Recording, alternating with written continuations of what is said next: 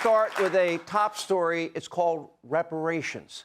Now, that would be taking large sums of money and redistributing those funds to African Americans. That would mean every American would pay. Instead of, spreading wealth based on need, money would be allocated to individuals purely based on the issue of race. Now, the premise, according to the left, would be to compensate for the evils of slavery. Now, first, the country simply cannot afford the billions and billions of dollars and trillions of dollars that it would likely take to allocate. And ultimately, it is a punitive measure and one that will even further divide a country that is already deeply divided.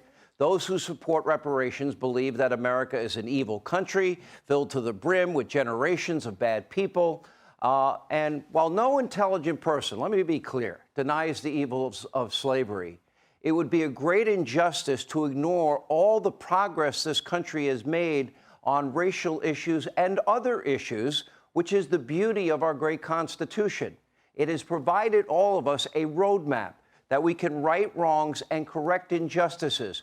We've made a lot of progress. We still have a long way to go, but no doubt reparations is an extreme policy based on divisive racial politics.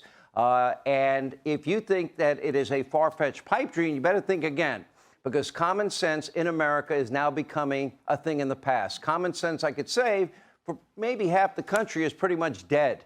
And now Democrats in Congress, they are planning a listen to this, not million, not billion, a $14 trillion reparations plan. Watch this. Our country was not founded on the principle that all people are created equal. The media focuses on this one kidnapped person, usually white. The U.S. stole 12 million people. Yes. This is an opportunity for Congress to confront our nation's racist history of slavery and white supremacy that continues to really grow and fester within all corners of our country. Our education system have trained us to love and worship our oppressor and our slave master, and to do everything we can to work within its structure and its systems to uphold our continued oppression. So when we talk about the disproportionate impact of heart disease, high blood pressure, diabetes, stress, when we talk about that, it's directly connected to our historical oppression in this country. All right, now keep in mind the entire U.S. budget is around $6 trillion, way too high already. They want an additional $14 trillion just for reparations. And by the way, they're not going to get it from billionaires. If you look at the cumulative wealth of every single billionaire in the country, it is a mere $5 trillion if they confiscated every single cent. So make no mistake, this money is coming from your pocket, every American's pocket. And it won't matter whether you're a first-generation immigrant or a working-class American or a Native American or a low-income earner from around the country. These members of Congress want to penalize everybody in the country simply because you were born with the wrong ethnicity. Now, it is not fair to ask why families in America that have no connection at all to any past generational involvement in slavery, why should they be forced to pay massive sums of money when neither they nor any family member in the past had any involvement at all with slavery? Now, of course, the woke city of San Francisco, they have already drafted a plan. They want to give $5 million to all 50,000 black residents in that city. Other proposals include, quote, grants to buy and maintain homes, to exempting African-American businesses from paying taxes. And it's not just San Francisco. It's in California.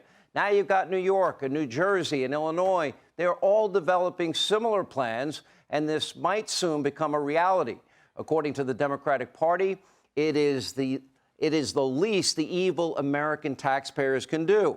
Now, ultimately, it is a political ploy from Democrats. Why? Because they like to see America divided. They want to divide us on the issue of race and age and sex and gender in order to energize their radical base. This isn't about truth. It's not about logic. It's not about fairness. It's not about equity. It's about winning elections by vilifying, in many cases here, innocent people. Over the weekend, we witnessed Joe Biden, He went down to Howard University and proclaimed that white supremacy is the greatest terror threat in the entire world. Here's what he said.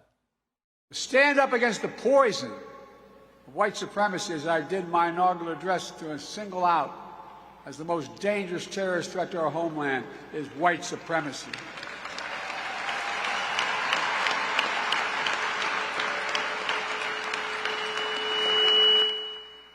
And I'm not saying this because I'm at a black HBCU.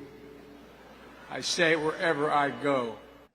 That's the same Joe Biden, you might all recall, I talked about it during the election in 2020, that partnered with the former Klansman, Robert KKK Byrd, and he tried to stop the integration of public schools because, in his words, he did not want public schools to become, quote, racial jungles. That was Joe Biden.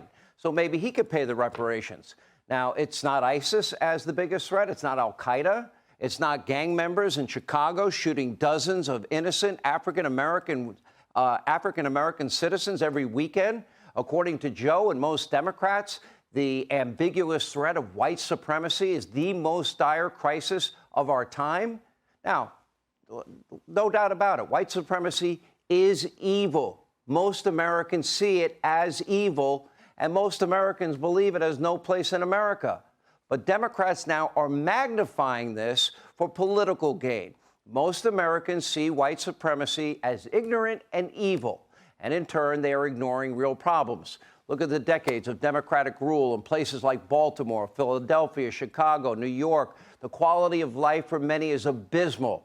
Where have the Democrats been as widespread violence is erupting in cities like Chicago and New York and shootings and people murdered every single weekend? What are they doing to fix the failing public schools of many minorities in this country?